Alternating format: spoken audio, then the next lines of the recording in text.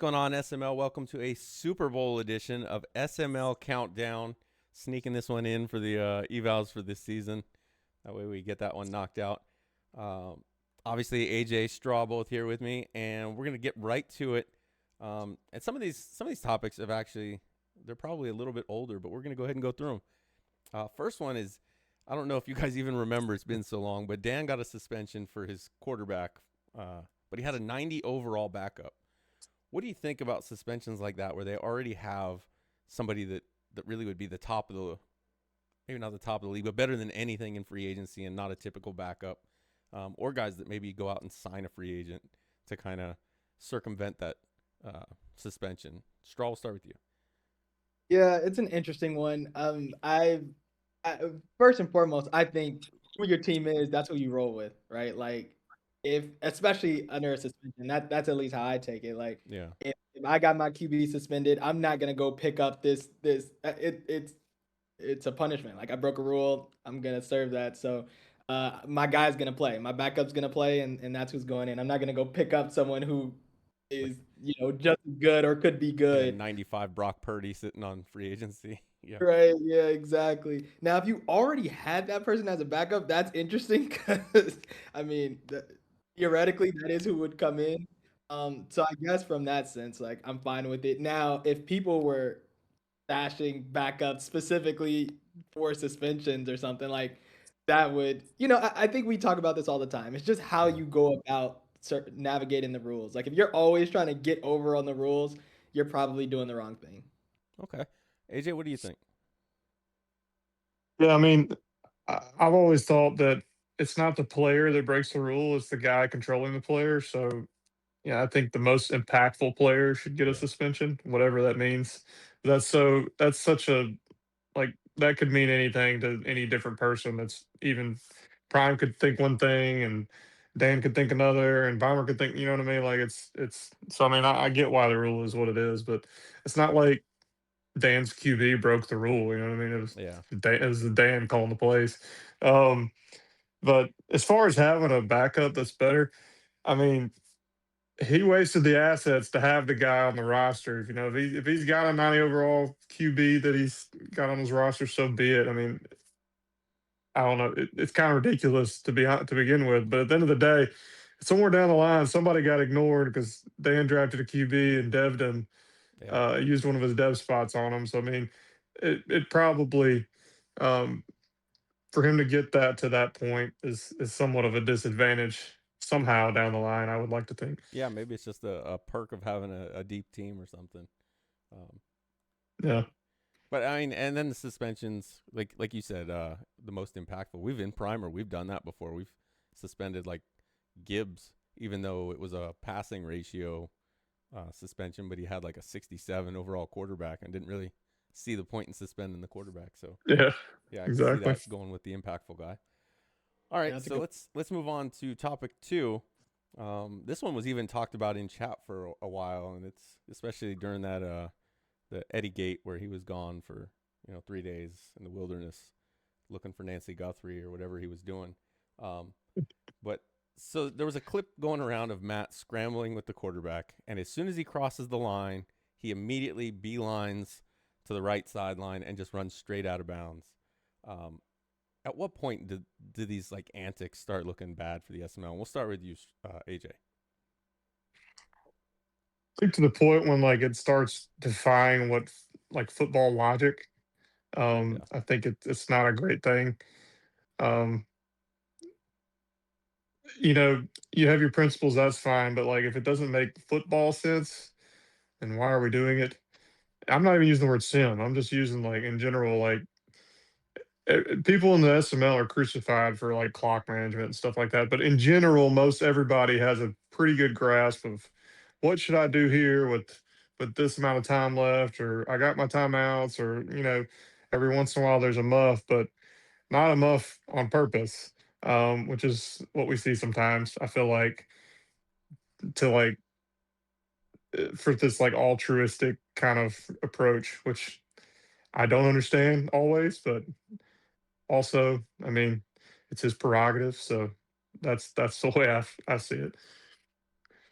all right, Straw. You've been pretty vocal on Matt in chat, and you don't really say much against anybody. I mean, I've tried to get you to talk bad about people on this show, and you But dance around it and give me the political answer. But for some reason, this Matt thing seems to strike a nerve with you. What are your thoughts on it? Yeah, so for me, I mean, I think you kind of hit on it because I definitely respect gameplay and the principles, right? Like, hey, this is my style. I'm not switching it.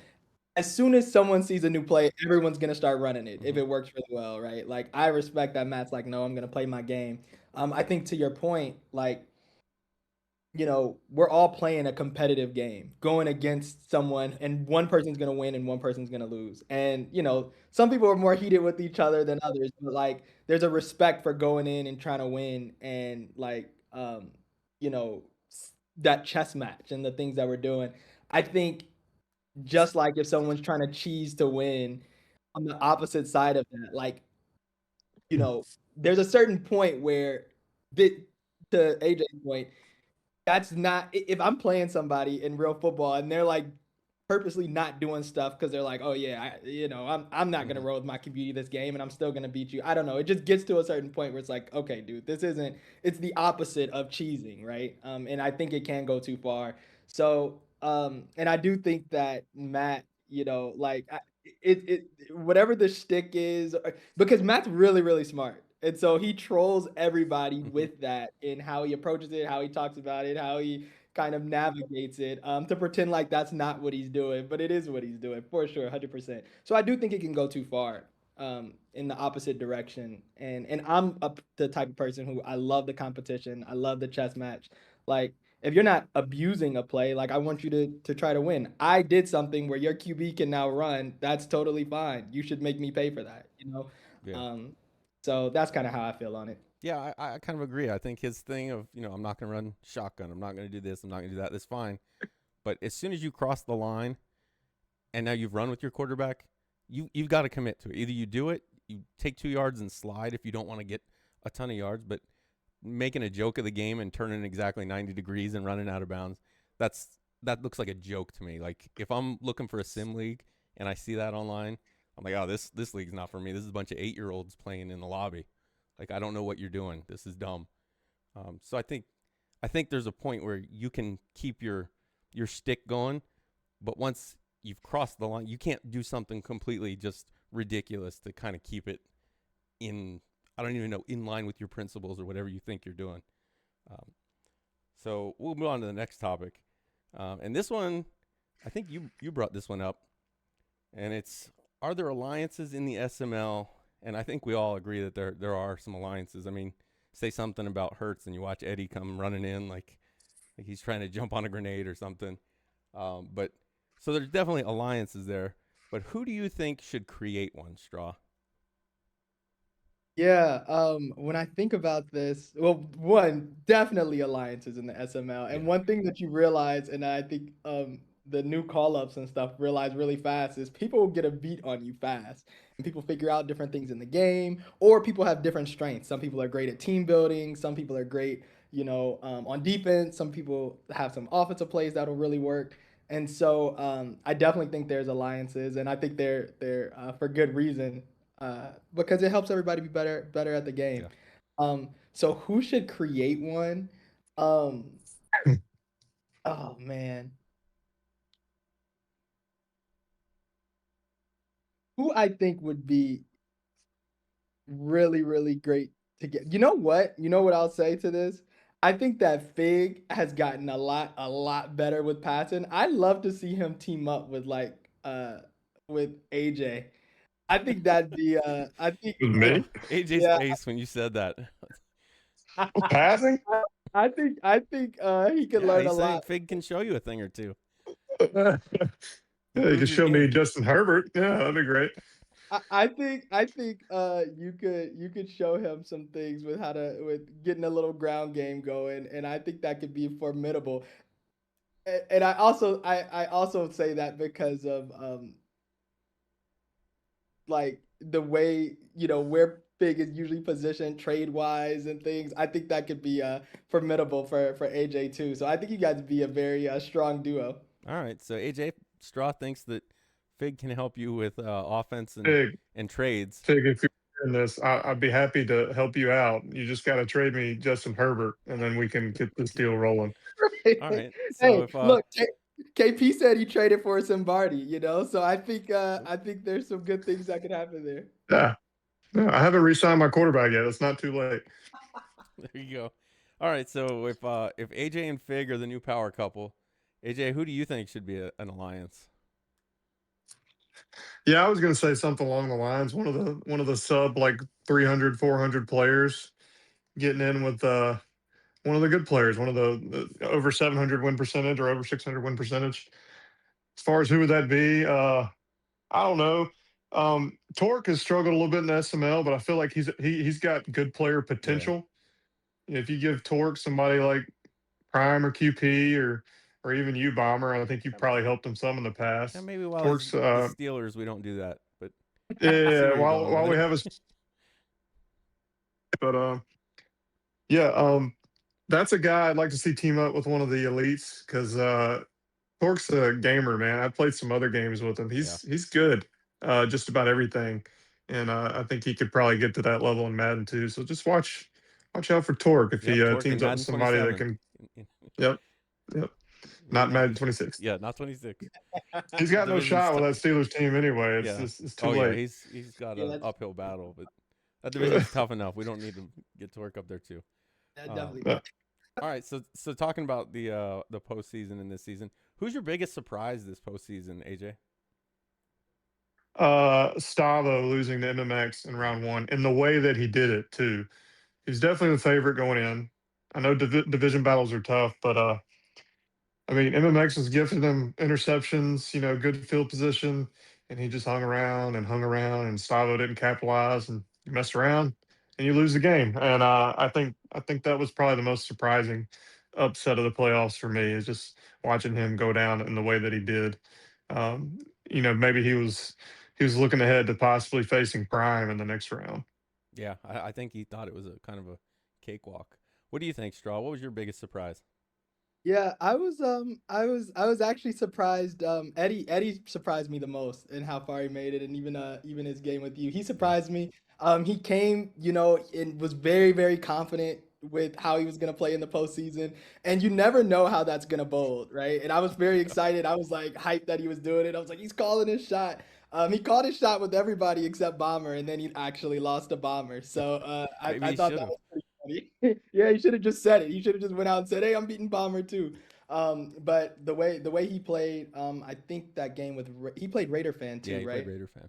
So I thought Raider fan was gonna win that game. So yeah, he definitely surprised me. And I liked how he played. So Yeah, I think the MMX one for me was the biggest surprise, but definitely Eddie getting there was the second because he I mean Slice has said it multiple times how Eddie barely made it in even though he missed like 5 games, yep. and that's not a lie. I mean that's true. He won by 1 game, and Slice missed the last like 5 or 6. So that was kind of a surprise to see him go over Raider fan. All right, so speaking of the postseason, we've had defenses kind of step up in the postseason despite everything this whole cycle being you can't play defense, can't do anything on defense. Why do you think the defense seems to be stepping up, Straw? Yeah, I think the game is finally. I mean, we had a patch not that long ago, but I think EA and the game's finally settling in. Like, this is what the game's gonna be. Not tweaking and tuning too much. And I think people are sort of figuring out play styles that sort of work, what can stop what breaks what. And like we talked about with those alliances, that information might be Oh getting yeah, passed around, or people just might start figuring it out. But I think people are starting to get a handle on what can stop what, and there might be more guys in general playing offense who don't know what's going on. So I think it's a little bit of a mix of both there, and so you're seeing some better defense for sure. yeah, I definitely agree with the information being passed back and forth because Steele has played 3 games in the SML. Twice I've gotten DMs, hey, you got tips on Steele. So I mean, and that's the end of the season. His season was over. Their season was pretty much over. But there's still guys asking for tips. AJ, what do you think? What's causing the defenses to step up? No, I think it's a mixture of three things. I think you got some of the better players are still around in the playoffs, obviously. So you're probably going to have just better defense in general. Two, people are studying because it is the playoffs. Like I said, they know their tendencies. Like Prime probably saw I like to run left, and you know what I mean. He can Mhm. sell out a little bit. Um, Stuff like that, where you know what the other guy's going to do because you've watched some tape or you've asked for notes from their division foes or whatever. And then really, and I think in the playoffs, a lot of guys get a little tight on offense. Yeah. Maybe a little bit more conservative.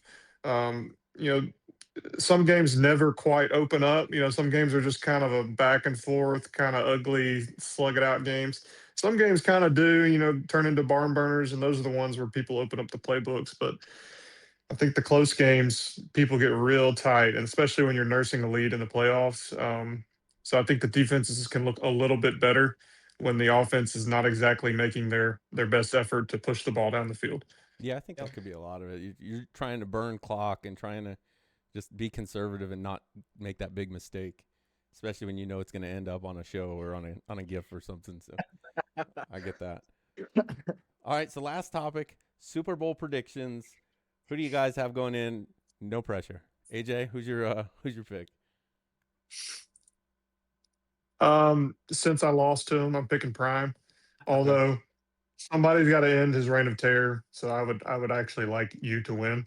I think it's going to be a close game. I don't think he's going to rout you in the Super Bowl like he did pretty much the rest of the NFC. So my pick is Prime, but I'm rooting for you, Bomber. All right, I'll be accepting tips in my DMs. So feel free. Don't ask me. Yeah, I'm not a good I was resource. thinking you might not have any running ones because I noticed he shut down Sally, and that was kind of disappointing to see. But Yeah. Straw, what do you have your predictions for this game?